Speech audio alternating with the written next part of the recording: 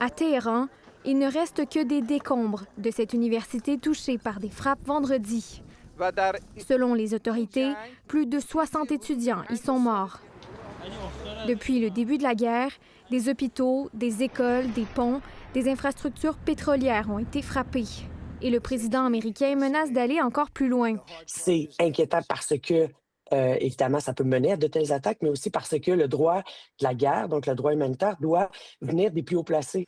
Cette indifférence de Donald Trump face au droit international n'est pas nouvelle. Is there anything that could stop you if you wanted to? Yeah, there's one thing, my own morality. I don't need international law. I'm not looking to hurt people.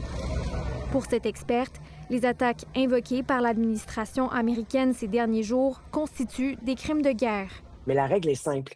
Les biens qui sont des biens civils, donc qui servent à la population, ne doivent pas être l'objet d'attaques. Jeudi, plus de 100 experts du droit international ont publié une lettre ouverte.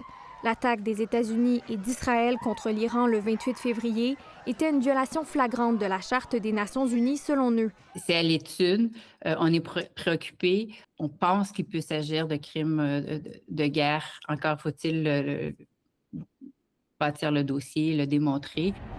En 2024, 4 responsables militaires russes ont été inculpés pour des frappes systématiques contre le réseau électrique en Ukraine.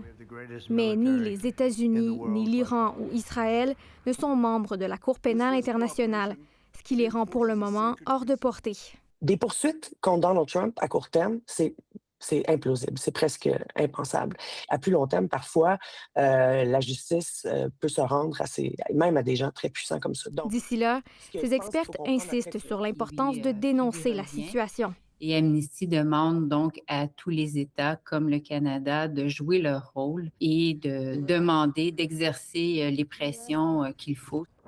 Ici Raphaël Drouin, Radio-Canada, Montréal.